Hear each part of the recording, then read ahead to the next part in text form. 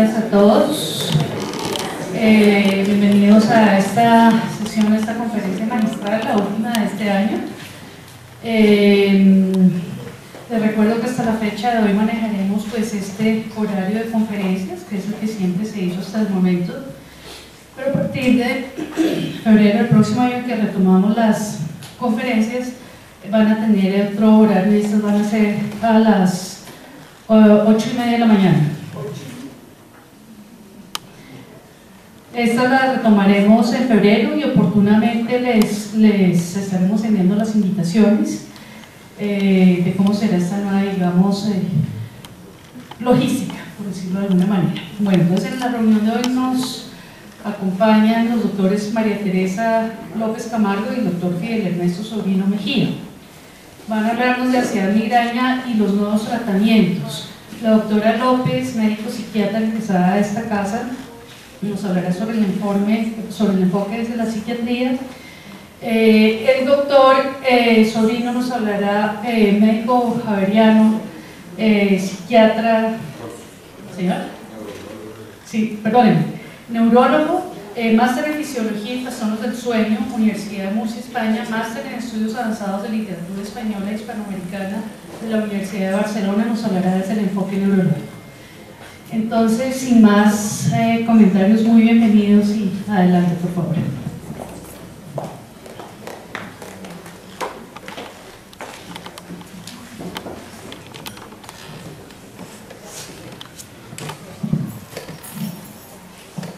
Muy buenos días. Bienvenidos.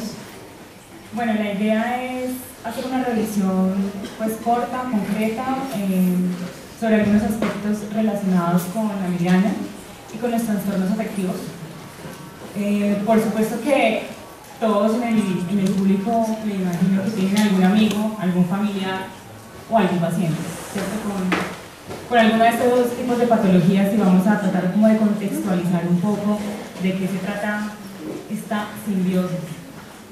Bueno, hablando un poquito como de tecnología en general, aproximadamente se habla de estos son datos anglosajones, de una prevalencia del 12 al 15%. Sin embargo, pues hay, digamos, algunas discusiones al respecto de estos datos, porque algunos autores hablan de un subregistro importante, teniendo en cuenta que los pacientes con dolores de este tipo, migraña y cefaleas crónicas, consultan de manera muy tardía a los servicios médicos y a los servicios especializados.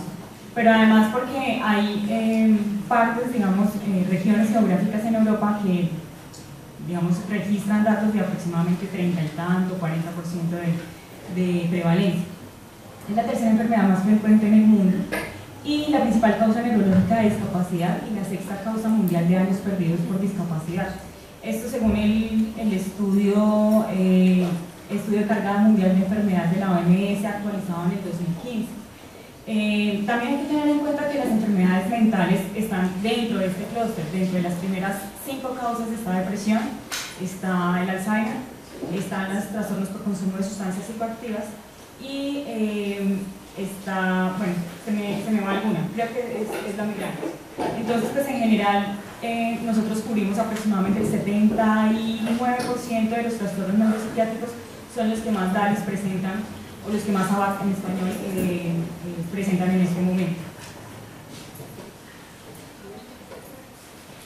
Con frecuencia se pasa de la posibilidad a la alta frecuencia o la alta comorbilidad que hay con los trastornos psiquiátricos y la migraña. Esta disfunción emocional es muy importante tenerla en cuenta porque la incidencia puede estar dentro del 8.6% hasta el 47.9%. Es decir, hay una alta variabilidad, pero es muy frecuente. Creo que es, digamos, como el mensaje más importante, y es explorar sintomatología somática y sobre todo cefaleas y migrañas en pacientes con trastornos mentales. La evolución de la migraña episódica a crónica genera un riesgo adicional para presentar trastornos mentales, y aquellos pacientes que ya tienen la comorbilidad se ha visto que son más refractarios a los tratamientos farmacológicos y que por supuesto presentan, digamos, un mayor abuso de medicamentos. Esto es importante porque estos pacientes comienzan a presentar algo que se llama hiperalgesia, que puede estar relacionado sí o no con los opioides, pero también con otro tipo de medicamentos analgésicos, y es una población bastante vulnerable y en la que frecuentemente vemos pacientes con abuso de medicamentos pues, para el tratamiento de las migrañas. La discapacidad asociada a la comorbilidad, entonces pues es importante tener en cuenta que son pacientes que tienen un compromiso funcional y social bastante importante, y que la calidad de vida se ve muy reducida y se ve con mucho impacto negativo a este nivel. Estos dos cuadros los traje básicamente para que revisemos un poquito como el espectro de las prevalencias y de los riesgos relacionados con los pacientes con migraña.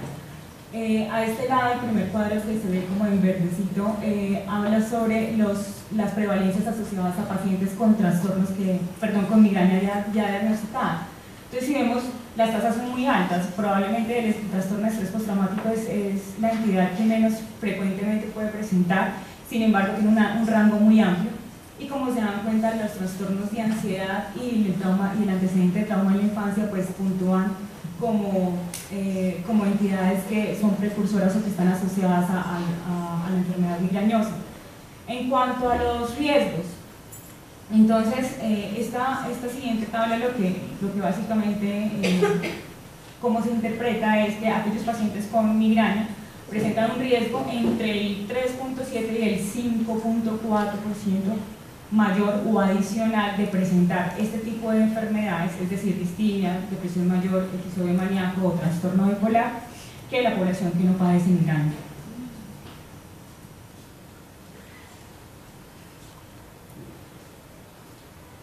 Entonces, digamos que desde la perspectiva evolutiva hay algunos acercamientos bastante interesantes. El dolor de cabeza, digamos como manifestación o como forma clínica predominante de la migraña, ha sido o ha aportado ventajas evolutivas, y eso no hay que dejarlo de lado. La migraña no solamente es una manifestación del dolor, sino que además, pues con sus distintas expresiones fenotípicas, crónicas y de localización, presenta, digamos, una forma de interacción con el medio. Digamos que lo que se propone desde esta perspectiva evolutiva es entender que el dolor es una forma de reconocer y de poner en marcha una serie de mecanismos que permiten disminuir o minimizar los riesgos a los que pues, una persona se ve afrontada. Incluso, digamos que una de las cosas que llama la atención y que probablemente determina la alta frecuencia de la migraña es que hay algunas hipótesis relacionadas con recolectores cazadores que eventualmente tenían que tener una hipersensibilidad precisamente al ruido, a los olores, a la luz, que precisamente generaban como un factor de protección pues, para el individuo, para el grupo. Finalmente eso es lo que termina pasando, ¿no? Termina generándose como una cantidad de mecanismos genéticos o epigenéticos que fomentan que esta condición que inicialmente se presentaba de manera adaptativa se convierta ahora mismo en una enfermedad.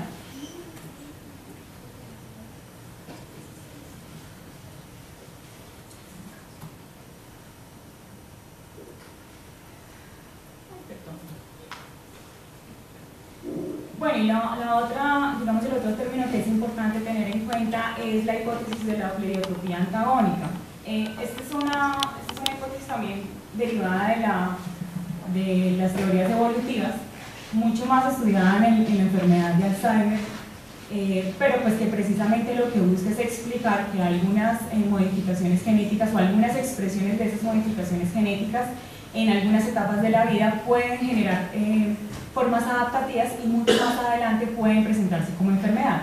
Quizás un ejemplo para poder explicar un poco esto mejor es lo que pasa con los alelos relacionados con la expresión del E4 en la ApoE.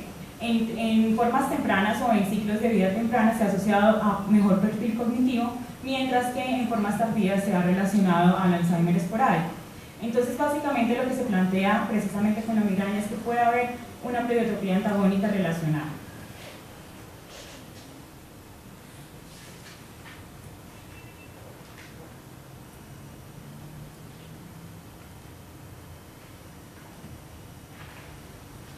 Bueno, voy a comenzar hablando de la depresión y va a ser como un recorrido muy corto pues con los principales trastornos afectivos.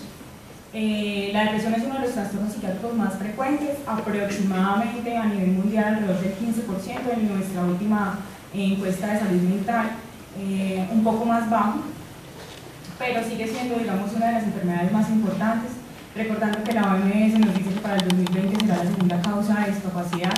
Entonces, pues, es un tema que definitivamente pues, es de interés. Algunos estudios reportan hasta 2.5 veces el riesgo de padecer depresión en pacientes con enfermedad de migraña, en comparación con controles sanos. Y en cuanto a la incidencia, se han observado, vamos a ver que las incidencias y las prevalencias son muy oscilantes precisamente por por los bajos registros dependiendo del área geográfica o de la localización. Sin embargo, las incidencias van desde el 8.6% hasta casi el 50%, y la asociación entre migraña y trastornos afectivos, trastornos depresivos específicamente, se han relacionado sobre todo en migraña con aura. No hay evidencia, digamos, dentro de la literatura que revisé, que diga que el mejor control de los síntomas depresivos mejora la migraña. Sin embargo, sí mejora otro tipo de cosas que probablemente van a ser medidores indirectos de las crisis, ¿sí? Como por ejemplo la adherencia al tratamiento y el sobreuso o el abuso de medicamentos analgésicos.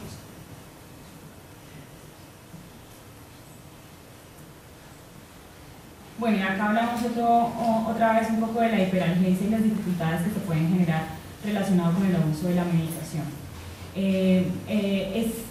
Tener un trastorno depresivo es un predictor de migraña crónica, entonces aumenta el riesgo 65% o 1.6 veces en comparación con aquellos pacientes que no tienen la enfermedad. En cuanto al trastorno bipolar, los pacientes que padecen migraña con aura tienen 3 veces la probabilidad de padecer un trastorno bipolar que la población general. Ahorita más adelante voy a tratar de exponer de manera un poco más concisa de qué se trata esta posible relación, porque pues aparentemente uno pensaría como que tiene que ver la migraña con el trastorno bipolar o con la manía, por ejemplo, pero desde la base neurobiológica sí se han observado algunas condiciones o algunas similitudes. ¿Qué se ha planteado? Se han planteado subtipos migrañosos específicos para pacientes con trastorno bipolar, en donde se dice que son cicladores, en donde hay con frecuencia comorbilidad con ataques de pánico y que además tienen un inicio más temprano de la enfermedad migrañosa que de la enfermedad bipolar.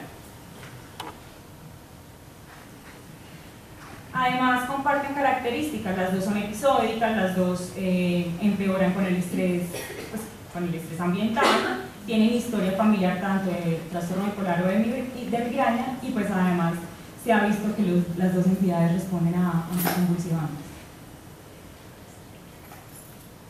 Y ya entrando un poquito más en los trastornos de ansiedad, entonces pues es importante tener en cuenta que más de la mitad de los pacientes con migraña cumplen criterios para trastornos, para al menos un trastorno de ansiedad en la vida.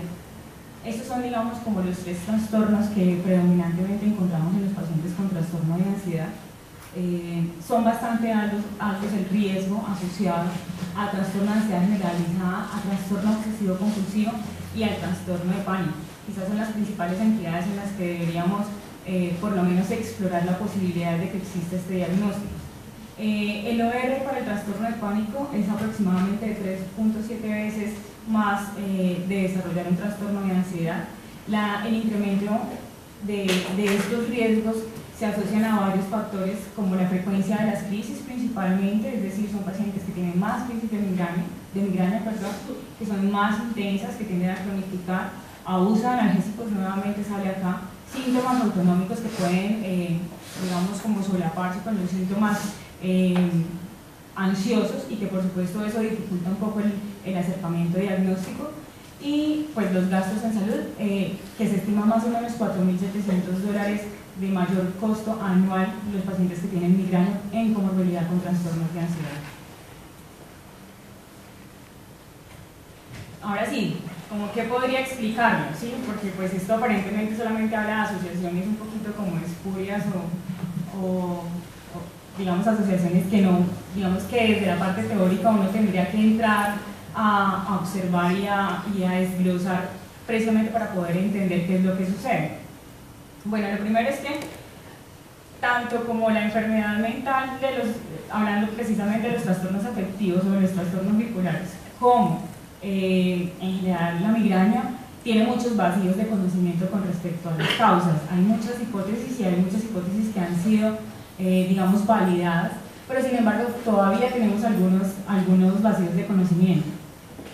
¿De qué se habla en cuanto a la migraña? Se habla de una disfunción serotoninérgica. En esa disfunción serotoninérgica precisamente hablamos de una alteración o unos polimorfismos en el receptor del SER que hace que hayan unos alelos cortos y esos alelos cortos, o esa cantidad de alelos cortos comienza a ralentizar la síntesis del transportador de serotonina. Eso hace que se aumente el riesgo de depresión, el aumento de la sensibilidad al estrés y los trastornos de ansiedad. Además, los polimorfismos en ese transportador se asocia a dos cosas importantes, a la intensidad del dolor y a las frecuencias de la migraña, ¿sí? El otro aspecto es la disfunción, digamos que hay dos momentos específicos durante la migraña. La crisis migrañosa, en donde hay una liberación o donde se estima que hay una liberación aumentada de serotonina, ¿cierto?, con una casi que depresión completa pues, del sistema serotoninérgico, y un segundo momento que es el momento que aparece entre las crisis o en el periodo interictal. En ese periodo interictal precisamente hay una disminución serotoninérgica que es sostenida.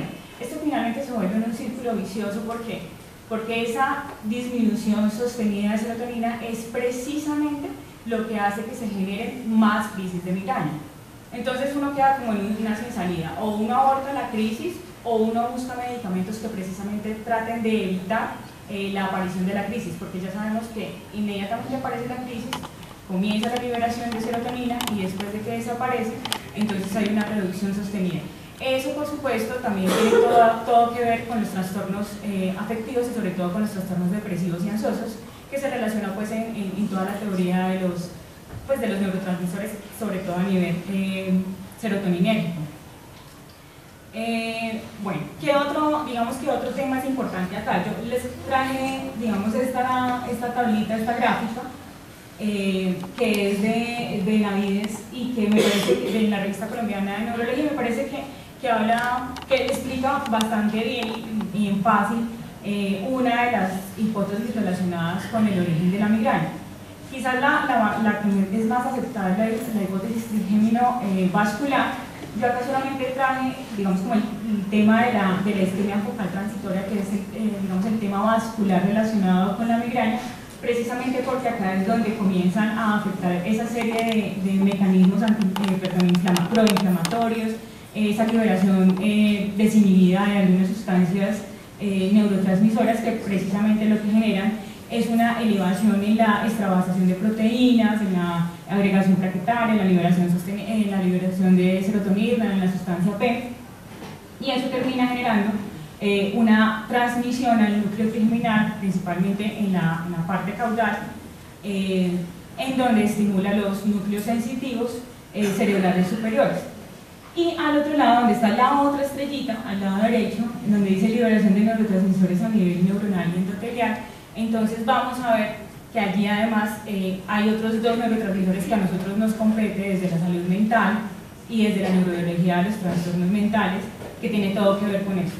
La otra hipótesis es la de la disfunción glutamatérgica asociada, y básicamente tener en cuenta que a pesar de que los trastornos depresivos y ansiosos están basados principalmente en la hipótesis de monoaminas, la disfunción glutamatérgica ha recobrado mucho auge en los últimos años, por dos cosas predominantemente. La primera, porque la hiperexcitabilidad del glutamato se ha visto asociada a mayor intentos suicidas, y lo segundo, porque pues, hemos venido desarrollando otro tipo de medicamentos precisamente antagonistas de los receptores NMDA, como es el caso de la ketamina, para depresiones refractarias, y que, digamos, de manera indirecta nos afirma esta asociación que hay con la hiperexcitabilidad glutamatérgica y la presencia de depresión.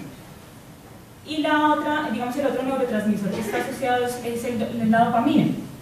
que como bien conocemos, pues la dopamina en los trastornos afectivos principalmente está relacionada con la anedonia o con la pérdida del interés por las, digamos, por las actividades de la vida cotidiana, y aquí precisamente lo que sucede es una hipersensibilidad dopaminérgica, principalmente relacionada a una asociación del genotipo del receptor D2 y sobre todo, digamos, de la asociación con la migraña con aura.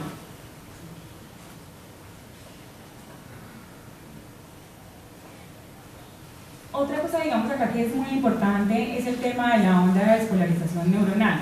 Esa onda de despolarización neuronal, que es donde aparece la primera estrella, es un mecanismo en donde lo que hay es como una disminución de la despolarización neuronal que, digamos, aparentemente aparece desde la parte occipital a nivel cortical y se va hasta la parte frontal, y que básicamente lo que hace es disminuir toda la regulación axonal.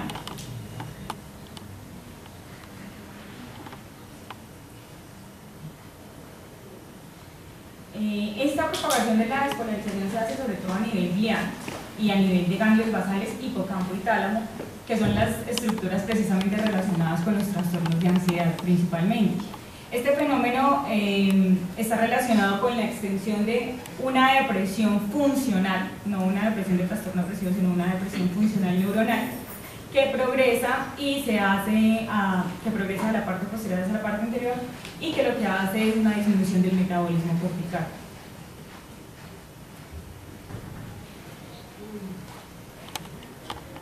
Bueno, este es otro tema que por fortuna o desfortuna también nos atañe mucho, sobre todo a las mujeres, porque además de que la migraña y los trastornos afectivos son más frecuentes en las mujeres, tenemos una condición hormonal que favorece la aparición de cierta sintomatología.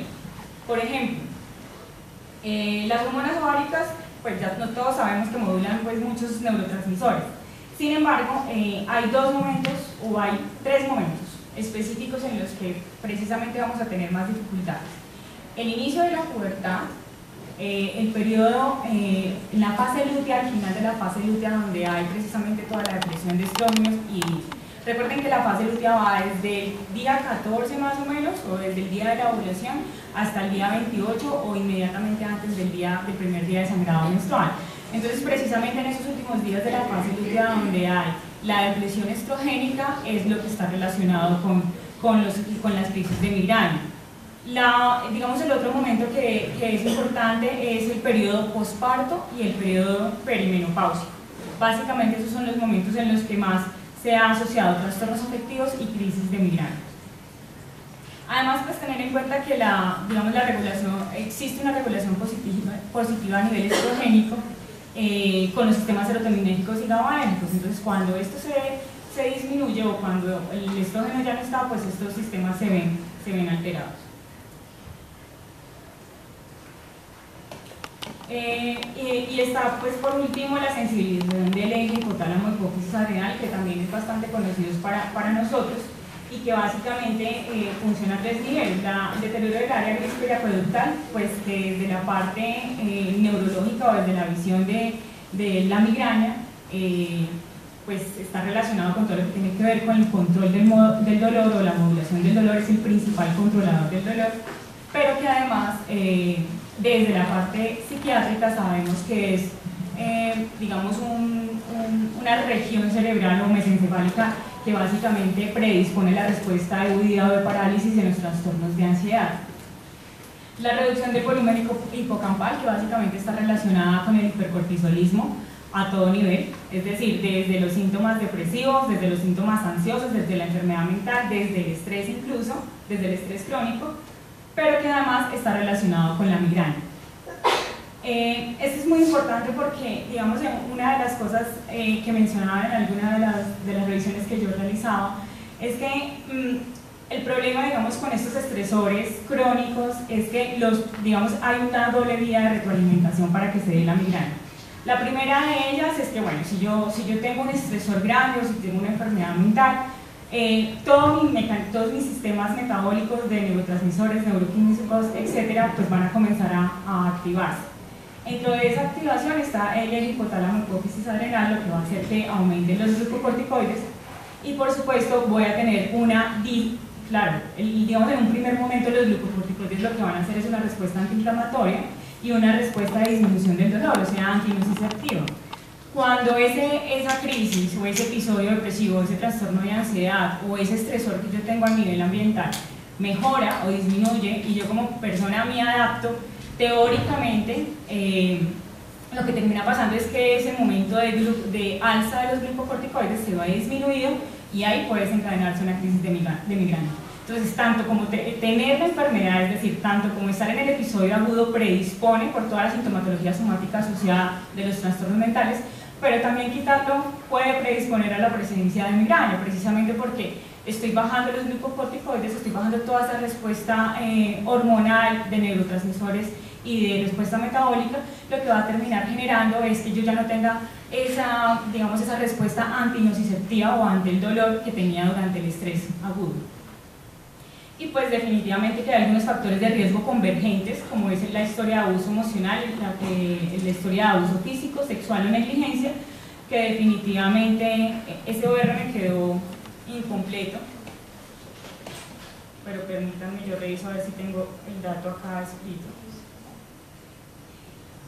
El OR es de 1.6, es decir, yo tengo 60% o 1.6 veces, como lo quieran leer, de mayor riesgo de presentar depresión con comorbilidad con migraña cuando he tenido alguno de estos tres factores, o historia de abuso emocional, físico, sexual o negligencia. Entonces digamos que hay una cantidad de factores que definitivamente nos predisponen a la posibilidad de tener la comorbilidad. En cuanto a los estudios de neuroimágenes que tenemos, pues muy rápidamente voy a pasar por esto porque seguramente el doctor Sobrino nos va a hablar un poco más, pero sí vale la pena como resaltar que las neuroimágenes cada vez nos están aportando pues un poco más con respecto al funcionamiento basal del cerebro. ¿Qué es importante, digamos, de lo que se ha venido haciendo con respecto a migraña y trastornos afectivos? La resonancia magnética funcional en reposo ha sido como una de las, digamos, como una de las opciones más adecuadas, precisamente porque no necesitamos trazadores específicos como sí pasa con el SPECT o con el PET. Entonces, la resonancia magnética funcional en reposo lo único que hace es, el paciente sin estímulos, digamos que pues con el campo magnético de la resonancia del resonador, activa una señal basado en la oximoglobina o en el metabolismo del oxígeno. Entonces, pues básicamente no necesitamos nada sino tener el paciente y tener el resonador. No necesitamos trazadores, no tenemos que inyectarlo, no tenemos que ponerle ningún tipo de elementos. ¿Qué es lo que busca esta resonancia? Que en condiciones basales o responde a la teoría que los pacientes que han tenido esa hiperexcitabilidad asociada a las migrañas o a los trastornos depresivos de manera recurrente van a quedar con una hiperexcitabilidad basal.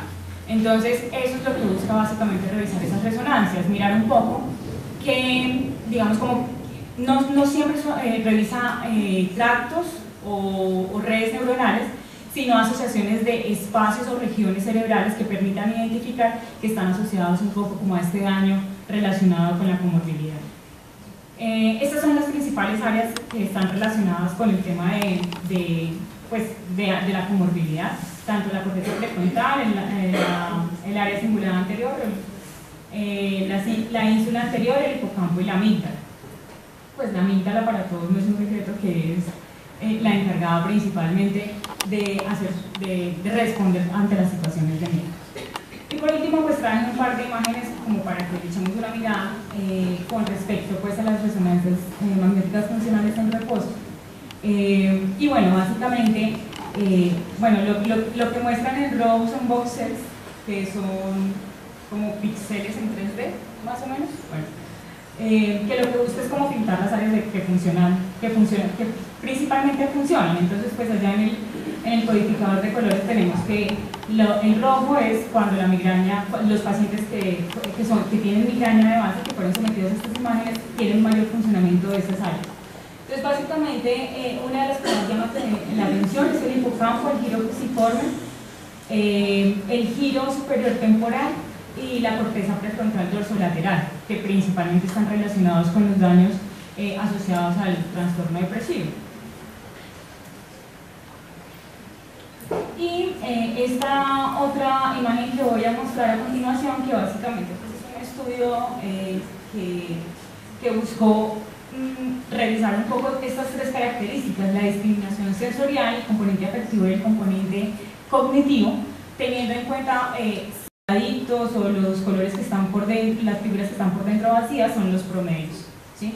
Pero básicamente lo que más nos interesa es lo que está en el eje inferior, y es lo que dio significativamente estadístico, ¿sí? Estas son las áreas en las que principalmente estuvo relacionado el daño basal o el hiperfuncionamiento basal en estos pacientes que tenían depresión. Y allá al final, a mi lado derecho, en la esquinita derecha, pues aparece la amígdala. Ellos hicieron una codificación de colores para determinar qué colores qué colores estaban relacionados con una mayor asociación. Era verde, azul, rojo y amarillo. Entonces, como se dan cuenta, ya la amígdala está en amarillo y pues es uno de los principales asociaciones que hace. Obviamente hay muchas cosas por hacer. Esto desafortunadamente o afortunadamente pues en muchas ocasiones da como resultados inconclusos y con toda la razón, porque precisamente tenemos una epigenética que hace que se exhiban las enfermedades de manera diferente, y a nivel cerebral pues esto no es, digamos como que no es la excepción. Entonces pues hay que seguir trabajando, y yo creo que esa es una de las conclusiones, sobre todo pues estudios que nos permitan seguir dilucidando los mecanismos biológicos. Definitivamente la comorbilidad es bastante importante evaluarla, sobre todo porque desde la parte clínica a veces dejamos de lado un poco todos estos síntomas somáticos que el paciente llega manifestando, pero que nosotros no indagamos de manera activa, y muchos de esos pacientes se nos van con migrañas o se nos van con cefaleas crónicas que ellos piensan que no es importante mencionar dentro de la consulta de psiquiatría, ¿sí? Las tasas más altas de comorbilidad se encuentran en pacientes con migraña crónica y abuso de medicamentos. Entonces hay que, digamos, esos son indicadores importantes. Pacientes con migraña crónica que usen muchos medicamentos, venga, mandémoslo al psiquiatra, o hagamos una escalita de tamizaje, o revisemos otras cosas que eventualmente puede tener un trastorno de ansiedad comórbido. Y bueno, pues digamos que el mensaje de hoy no solamente es revisar a estos pacientes un poco más a profundidad, sino pues que esto realmente tiene un compromiso neurobiológico bastante importante, diverso pero bastante importante, y que hay que seguir. Bueno, muchas gracias.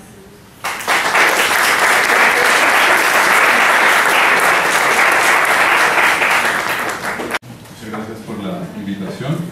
Vamos a hablar entonces de la migraña desde el punto de vista del neurólogo, de la visión del neurólogo y la comorbilidad psiquiátrica. Son de conflicto de interés. Esta charla es patrocinada por Pfizer, sin embargo no se va a tocar ningún tema de sus productos en esta charla.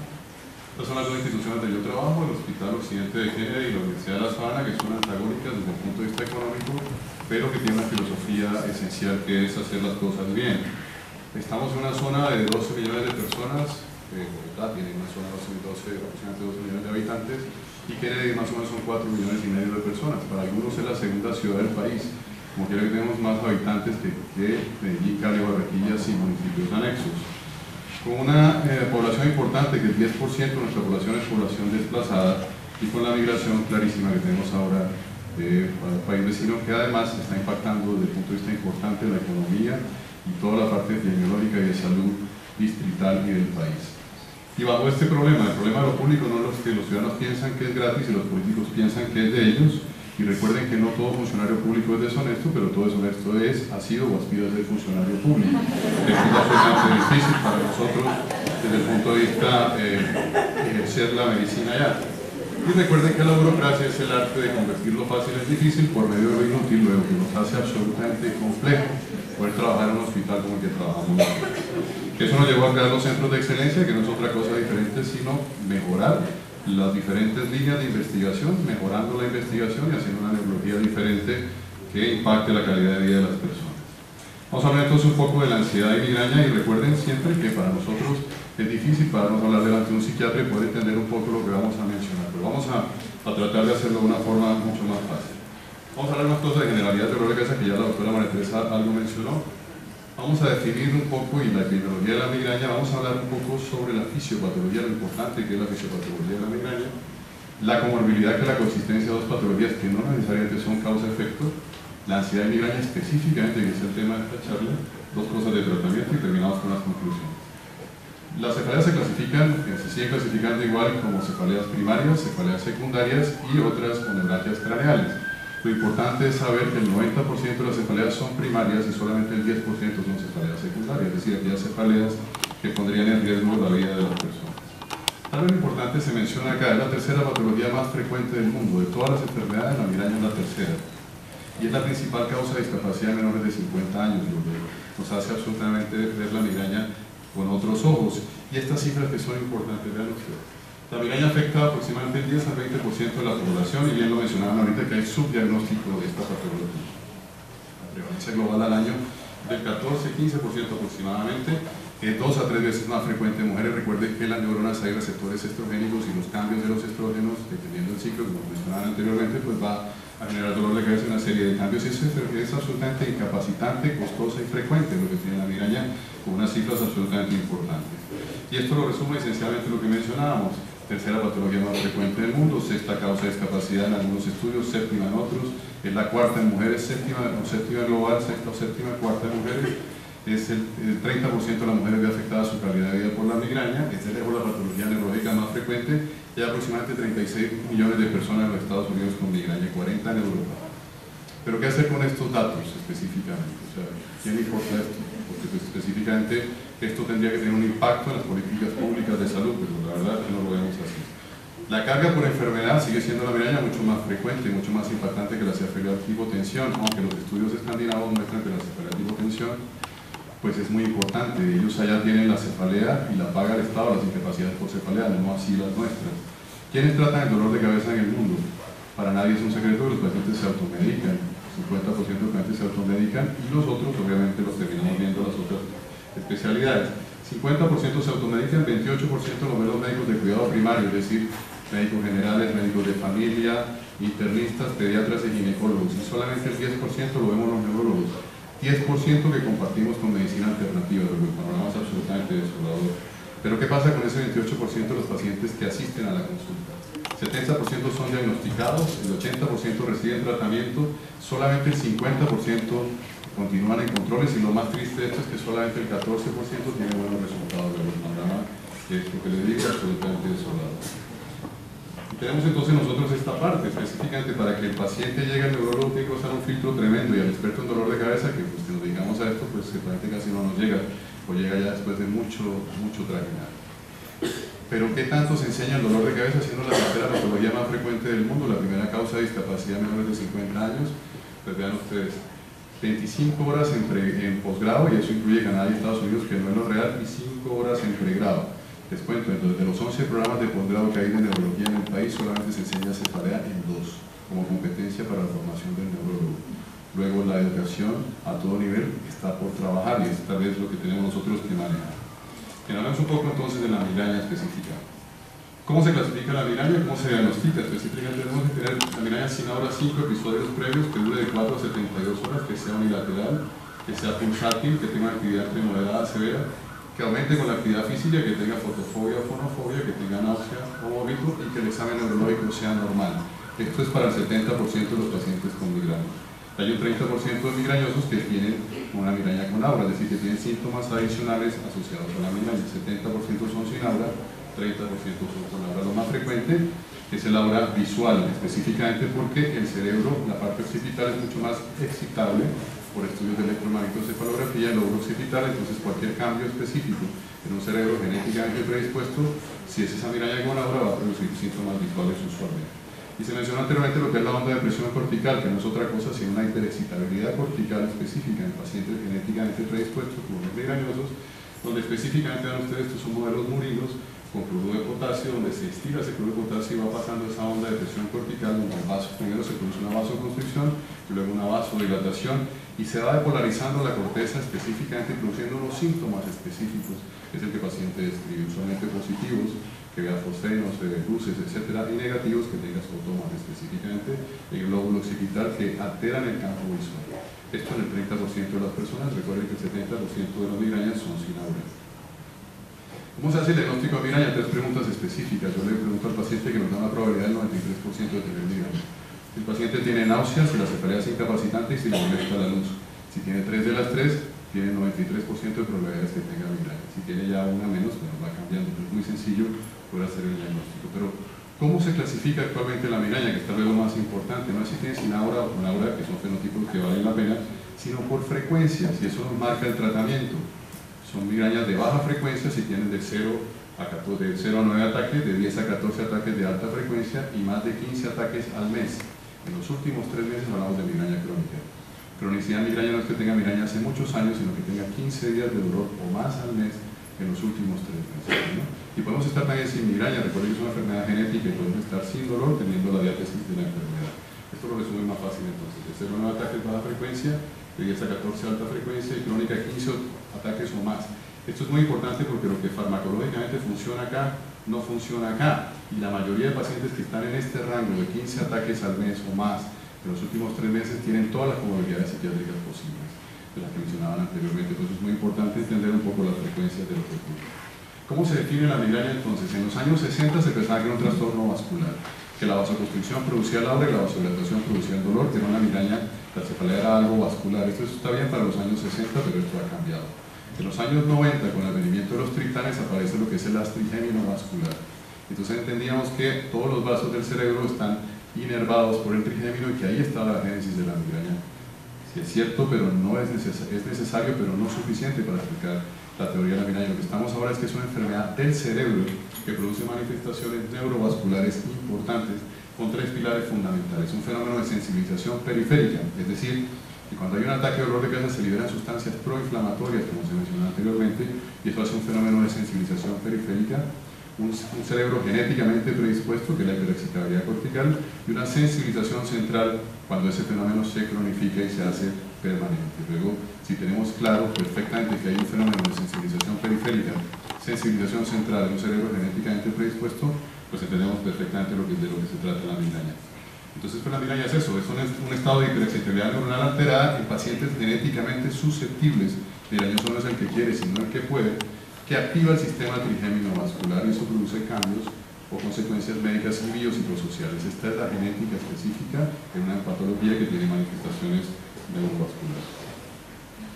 ¿Cómo es la epidemiología de la migraña? Pues más o menos en menores de 10 años es igual en niños y en niñas. Es más, inclusive es más frecuente en niños varones que en niñas. ¿Y cómo se manifiesta en menores de 10 años? Pues con equivalentes migrañosos. Es aquel niño que siempre que va en el carro se marea o se vomita, el vértigo migrañoso, la tortícolis paroxística, el dolor abdominal, etc. Y todas son manifestaciones previas a la manifestación específica de la migraña. Hay otra que vemos con mucha frecuencia en nuestro centro de excelencia en cefalea, que continúa ya en el hospital de Kennedy con otro grupo de profesionales, es el dolor en las piernas. Esto la gente se queja mucho de dolor en las piernas, los adolescentes y los niños. Los padres usualmente son migrañosos, los ver pediatras, los ver ortopedistas, se atribuyen a crecimiento, etcétera, y que eso va a pasar, los limita muchísimo desde su actividad física y su actividad propiamente desde su edad, y son esencialmente equivalentes migrañosos. Apenas aparecen los cambios hormonales, pues ya lo mencionaban, obviamente es mucho más frecuente en mujeres que en hombres. Esto es para la migraña episódica, ven ustedes la curva clarísima como se ve acá, lo rojo es mujer, lo azul es el hombre. Vean ustedes para migraña crónica, recuerden, 15 días de dolor o más al mes. Aparece un primer pico entre los 18 y 30 años y otro entre los 40 y 50 años, que es lo que vemos usualmente. ¿Y por qué se producen esos dos picos? El primero, porque aparece el consumo de los anticonceptivos orales y la persona o la mujer entra a la universidad y entra además a su primer trabajo. Entonces aparece un estrés adicional que no aparecía previamente. Y el segundo pico son los cambios específicamente perimenopáusicos o menopáusicos, que son los que hacen que esta epidemiología cambie en la práctica. ¿Cómo es la fisiopatología entonces del dolor de cabeza, que es dramática y que absolutamente genera tantos cambios desde el punto de vista fisiopatológico? Vamos a hablar un poco de qué se trata. Este texto lo publicamos el año pasado, se llama Bases fisiopatológicas y genéticas de la migraña. Tiene 3 neuronas específicas. La primera neurona está en el ganglio de Gasser, el ganglio trigeminal. La segunda en el complejo trigeminal, que es la raíz descendente del quinto par y tiene ramas cervicales. Por eso los pacientes con migraña se quejan o nos quejamos de dolor cervical. La tercera neurona está en el tálamo y la cuarta está en la corteza somatosensorial. Esto se ve un poco más fácil acá. ¿Cómo específicamente van estas vías que mencionábamos inicialmente que no fue la neurovascular? La primera neurona, la segunda neurona con las ramas cervicales y el tálamo, y la cuarta neurona específicamente en estos artículos, que lo que hacen mencionar es que cuando se produce esa activación de la migraña se libera una cantidad de sustancias pronociceptivas. Específicamente, donde está el futuro de la migraña, se llama el péptido relacionado con el gen de la calcitonina, el CGRP en inglés, que es hacia donde van dirigidas las nuevas terapias. Inclusive hay anticuerpos monoclonales contra esa sustancia, que es el protagonista de novela en la génesis de la fisiopatología de la migraña. No es el único, pero es el más importante en estos momentos, y los estudios de los monoclonales que salen el próximo año, aquí en Colombia ya se comercializan, son con muy buena respuesta, tanto para migrañas episódicas como para migrañas crónicas. Hay un sistema entonces ascendente, como les mencionaba anteriormente, y un sistema descendente donde está muy importante la regulación hipotalámica y todas sus conexiones específicas, y el por qué la comorbilidad psiquiátrica que mencionábamos ahora es tan importante. Anteriormente se pensaba, que sigue siendo real, que la migraña es un estado hiposerotoninérgico e hiperdopaminérgico, es decir, todo lo que mejore la serotonina mejora la migraña y todo lo que baje la dopamina la va a mejorar. Pero vuelvo y digo, es suficiente pero no necesario, perdón, es necesario pero no suficiente para aclarar lo que ocurre desde el punto de vista fisiopatológico. La migraña es mucho más compleja, es una enfermedad del cerebro que tiene manifestaciones neurovasculares importantes con una implicación fisiopatológica interesante. Vean ustedes acá, hay tres componentes importantes: las fibras trigeminales, las parasimpáticas y las simpáticas, con liberación de neuropéptidos y neurotransmisores. Recuerden que la diferencia entre un neuropéptido y un neurotransmisor es el sitio donde actúa específicamente. Y esos neuropéptidos y neurotransmisores están implicados en la fisiopatología de la migraña, tanto en migraña episódica como migraña crónica, tanto en migrañas con aura o migrañas sin aura. Bueno, esto es muy importante desde el punto de vista fisiopatológico, pero Nathan Blow en el año 85 en la clínica neurológica o de migraña de Londres mencionó o comenzó a mirar que era muy importante saber cómo se comportaba el paciente desde el punto de vista fisiopatológico, que estaban muy bien los neurotransmisores, etcétera, en esa época y ahora también.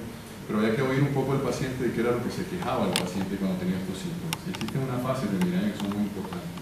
Una fase prodromal que va inclusive pocas horas o días previos al ataque de dolor.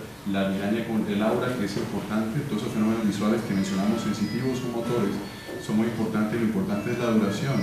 Si tenemos una migraña con aura, más de una hora, el fenómeno visual más de una hora, tenemos que pensar en auras prolongadas, se llaman así, y usualmente se relacionan a enfermedades del tejido conectivo, usualmente antifosfolípidos o usualmente lupus o Sjögren. Entonces, el aura sola nos da más o menos la idea de lo que ocurre con las comorbilidades, no solamente desde el punto de vista psiquiátrico, sino también sistémico. Entonces, recuerden que es muy importante. Luego viene el fenómeno del ataque, el dolor de cabeza y la resolución. Con una cantidad de síntomas muy importantes, específicos, que se van produciendo en un continuo.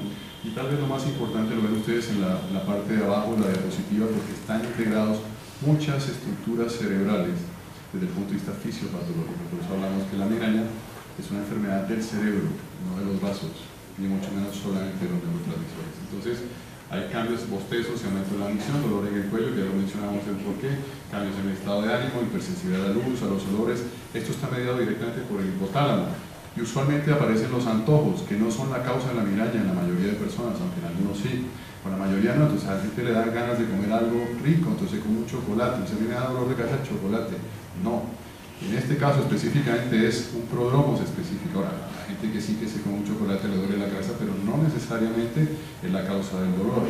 Entonces existe una cantidad de situaciones desde el punto de vista fisiopatológico que hacen específicamente entender la integración del dolor de dolor de cabeza como tal. En resumen, entonces, tenemos que existen más de 38 genes, no los vamos a mencionar, una cantidad de factores ambientales, metabólicos, hormonales, medicamentos, que activan toda esa enfermedad de redes, que es como la epilepsia o la migraña, tálamo corticales, ya vimos las vías, que hacen que un cerebro hiperexcitable libere una cantidad de sustancias que son las que generan específicamente el dolor y unas manifestaciones fisiopatológicas importantes, con una integración multisensorial característica, con una cantidad de síntomas específicos. Entonces la migraña es una enfermedad bastante importante. Yo les hago una pregunta, solamente levanten la mano. Ustedes saben, por una vez me invitaron a un simposio de dolor de cabeza, en Colombia hicieron una encuesta, el dolor que más sufrimos los colombianos es el dolor de cabeza, había anestesiólogos, había fisiatras, etcétera, una cantidad de especialistas ahí, y estaba el neurólogo, me dejaron hablar al final, y yo les hice la pregunta, ¿ustedes saben por qué se llama migraña la migraña? Por eso no volvieron a invitar más a las. ¿Alguien sabe por qué se llama migraña la migraña? La migraña es una enfermedad maltratada porque la tratamos mal. Y maltratada pero no sabemos ni siquiera por qué se llama así. ¿Alguien sabe por qué se llama migraña? Pues hay un término francés que quiere decir emigrante, que quiere decir la mitad de la cabeza. O sea, la migraña es un dolor de cabeza unilateral. De ahí viene el nombre específicamente, fisiopatológicamente. Entonces, esto es más o menos una idea de lo que pasa con la migraña. Ya vimos que no se enseña mucho y no conocemos mucho de ella. Bien, estos son síntomas multisensoriales en un ataque de un cerebro genéticamente predispuesto con una manifestación clínica que lo único que produce es dolor, pero tiene una cantidad de implicaciones fisiopatológicas. Y ya como parte de la comorbilidad específica, pues tenemos que mirar un poco de qué se trata la migraña y cómo está relacionada con otras patologías desde el punto de vista específico. Vamos a mirar entonces. Vean ustedes, si yo tengo una migraña episódica, que ya vimos que es menos de 15 días, una migraña crónica, se relaciona con todas estas enfermedades, pero si es crónica se relaciona más. Por eso les decía que tener yo 15 días de dolor o más al mes me va a implicar tener más comorbilidades específicas. ¿Y qué pasa si yo mejoro esa comorbilidad psiquiátrica desde el punto de vista pronóstico? Pues si no la trato, voy a incrementar el riesgo de cronificación del dolor. Esa migraña episódica se me va a cronificar, voy a tener más ataques, va a haber más discapacidad asociada a la migraña, voy a tener una disminución de mi calidad de vida, una menor respuesta al tratamiento y seguramente voy a terminar con un uso excesivo de analgésicos. La Academia Americana de Cefalea nos dice específicamente que la ansiedad y la depresión están relacionadas directamente con la frecuencia de los ataques de migraña, o sea, directamente. Si yo no trato esta parte, voy a tener más ataques de dolor de cabeza. Lo que hacemos usualmente en medicina es ver los pacientes por sectores, ¿no? Yo lo trato como neurólogo, el psiquiatra lo trata por su parte y resulta que vamos en unas redes absolutamente claras. Tenemos que ser un equipo y manejarlo multidisciplinariamente, ya lo mencionaron acá. Algunas cosas ya lo mencionaron la última vez, se va a pasar muy rápido en algunas cosas de acá. Los trastornos de ansiedad pues sí que están relacionados directamente con la migraña, ya lo mencionamos anteriormente. Recuerden los UR para el trastorno de ansiedad generalizada es 3.8, para pacientes con 3.8, para los que tienen trastorno de ansiedad generalizada tiene mayor riesgo de migraña, y por el contrario también es bidireccional la etiología. Si vamos al trastorno obsesivo compulsivo de 4.7, el trastorno de pánico de 3.6, tal vez lo importante es que el trastorno de pánico está más relacionado con la migraña con la aura. Pero entonces aquí viene la pregunta típica, ¿qué es primero? O sea, ¿es la ansiedad o es la migraña o son las dos específicamente? ¿Cuál de las dos son las que están generando esta sintomatología? Esto ya se mencionó, un porcentaje mucho mayor la ansiedad de las otras enfermedades que mencionamos anteriormente, y definitivamente, pues si miráramos los pacientes con migraña, gran parte de los pacientes, más de la mitad, hasta tres cuartas partes de los pacientes cumplirían criterios para un trastorno de ansiedad en su vida específicamente. Y sabemos que es de 2 a 5 veces más frecuente en pacientes con migraña y trastorno de ansiedad, no así la depresión. Entonces, cronobiológicamente, la migraña y la ansiedad van muy de la mano, recuerden que eso es muy importante también. Y si vemos estos artículos de Mario Pérez, de mi amigo Mario Pérez de Brasil, donde específicamente los síntomas de ansiedad son mucho más frecuentes que los de depresión en los pacientes con migraña, pero definitivamente cronobiológicamente la ansiedad sí tiene un factor bastante importante asociado a la migraña. Ya lo mencionaba anteriormente, si yo no controlo esa comorbilidad, pues la calidad de vida, la adherencia, la efectividad terapéutica va a ser menor, pero tenemos que trabajar mucho, y sí que se ha trabajado en esos transportadores de serotonina, ya lo mencionaba anteriormente también, de cómo esa comorbilidad es muy importante y cómo poderla manejar esencialmente. Lo que sí vemos es que hay una disfunción serotoninérgica, una irregulación del eje hipotálamo, hipófisis suprarrenal, factores hormonales, un condicionamiento interoceptivo, cognición relacionada con el dolor y ansiedad anticipatoria, que es lo que los pacientes le describen a uno. Cuando uno le dice al paciente, vamos a mejorarlo y usted va a salir de este episodio, o está hospitalizado, le quitamos el dolor, ¿y cuándo viene el otro?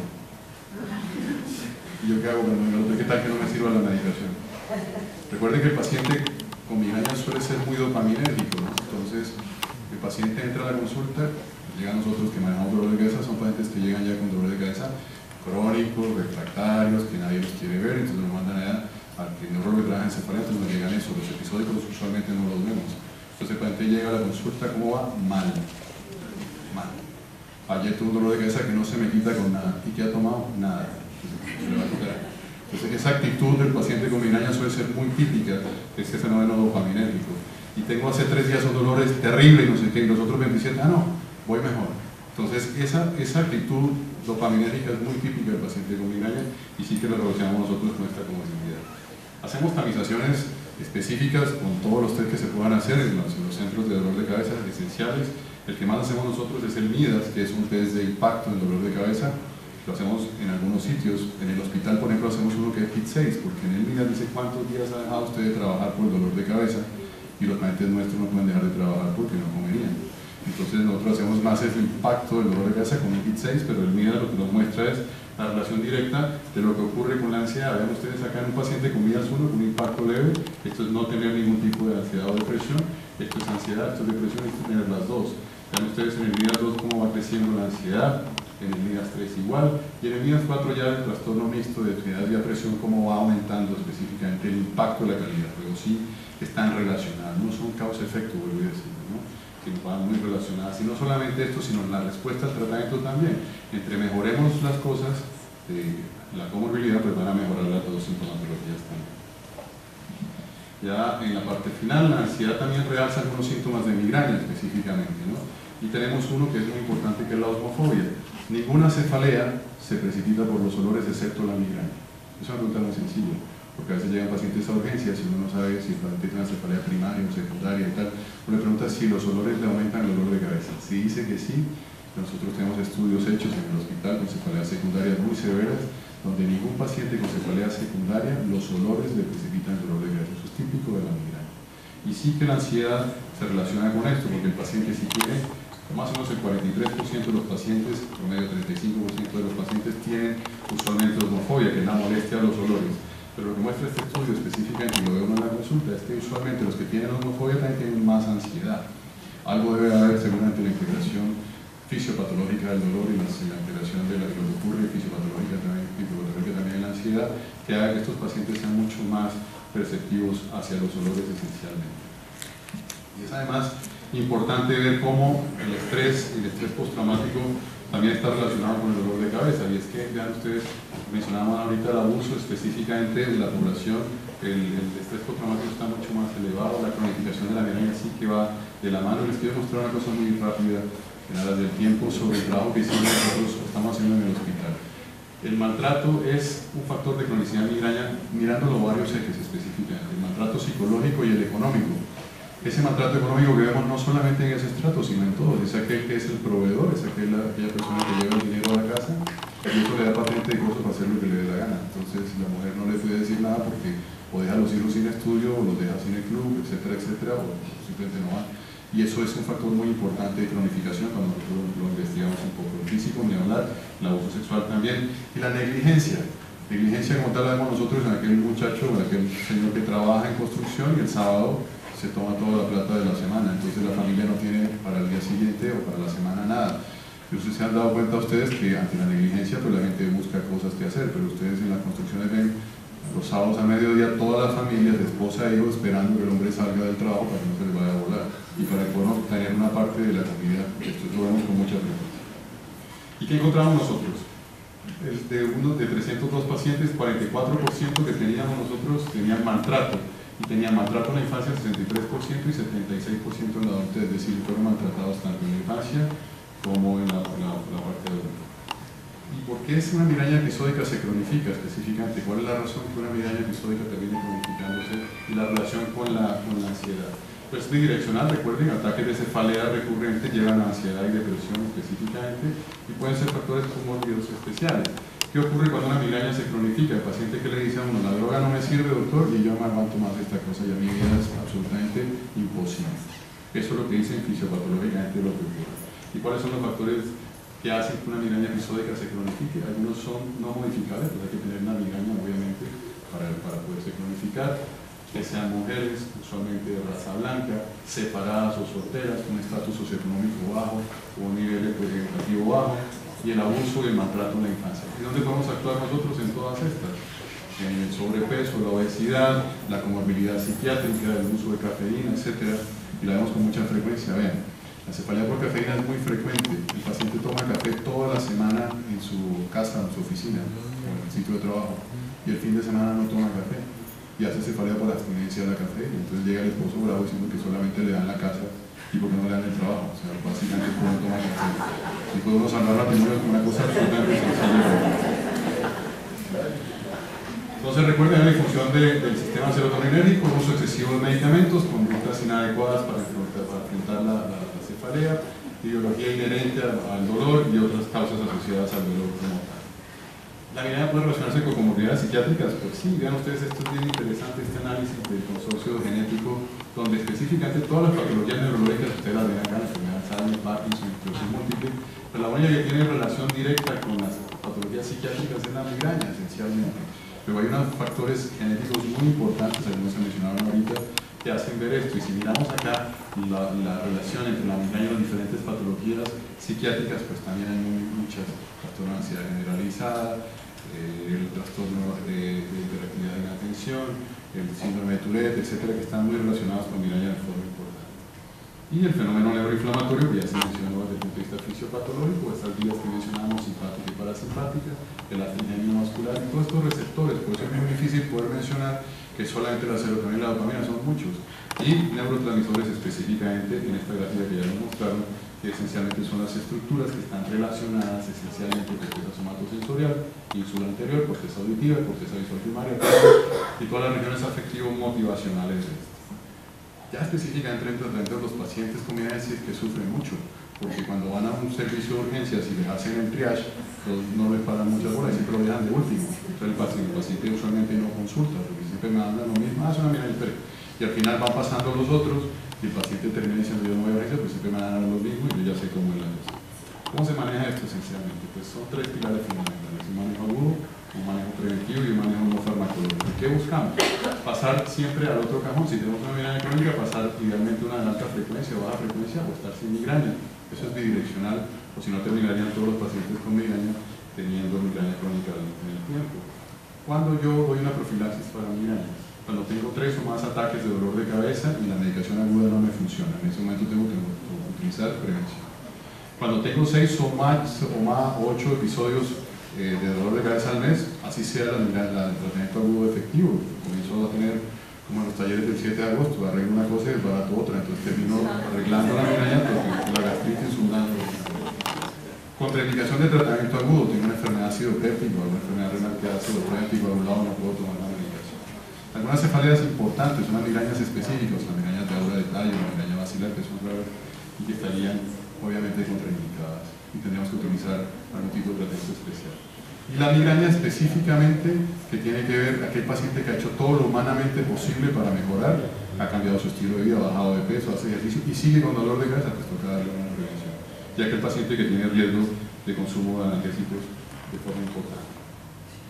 Realmente hay que mirar la comorbilidad específica. Hay algunos inhibidores selectivos de la recaptación de serotonina. Esto es off-label y lo puedo mencionar porque recuerden que la amitriptilina se utiliza mucho como prevención de migraña, pues que producen una cantidad de todos los antidepresivos tricíclicos, pero produce una cantidad de efectos adversos muy incómodos. Entonces los inhibidores selectivos de recaptación de la serotonina, los nuevos, específicamente la venlafaxina, se utilizan en las guías americanas y canadienses como prevención de migraña. Se puede utilizar específicamente por el efecto adverso. Recuerden que algunos medicamentos que son muy buenos para migraña, como el topiramato, pueden exacerbar síntomas psiquiátricos de una forma importante. Muy fácil: migrañas episódicas, lo que ustedes conocen toda la vida, de antiepilépticos, beta-bloqueadores, flunarizina, etc. Migraña crónica, topiramato, y si no funciona, toxina botulínica, no hay más. Y ahora los monoclonales que vienen ahora, así es como se maneja la migraña crónica. Se ha visto que los pacientes con toxina botulínica mejoran la depresión y la ansiedad, no solamente porque el paciente tenga menos síntomas desde el punto de vista cefalea, sino porque actúa directamente sobre receptores específicos. Eso es otro tema que también podría servir. Y obviamente mejoraría los sintomatología. Recuerden entonces que es muy importante entender la fisiopatología de esto. Hay unos mecanismos especiales, esenciales, que tienen que ver con el CGRP en los nuevos tratamientos, no voy a dedicar en esto. Y tal vez para terminar, lo que es la terapia cognitiva conductual, que también funciona muy bien en estos pacientes. Es decir, podemos tener tratamiento farmacológico, pero también podemos hacer muchas cosas desde el punto de vista conductual para mejorar estos pacientes.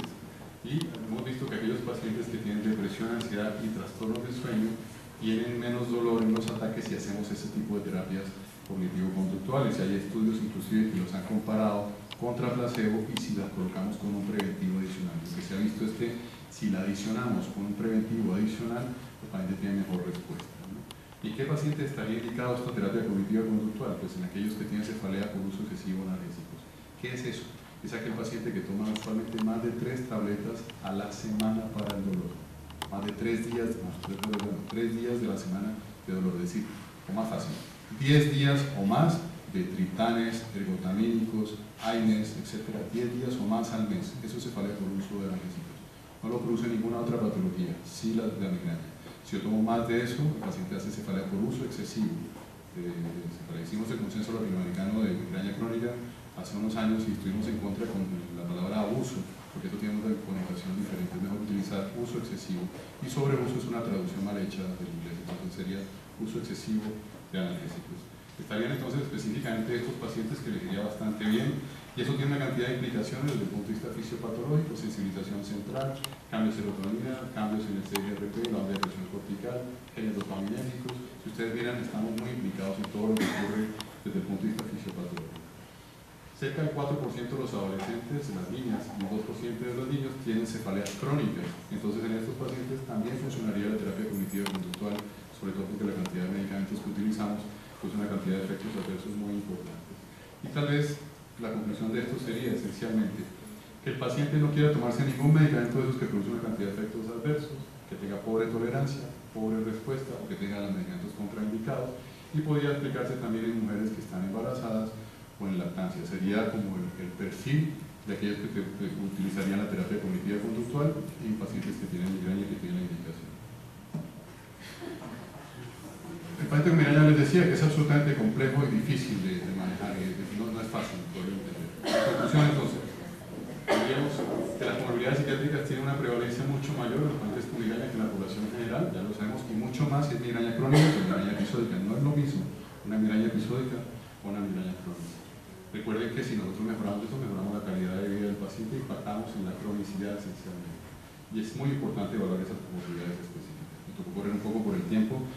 Muchísimas gracias por su atención. Si hay alguna pregunta.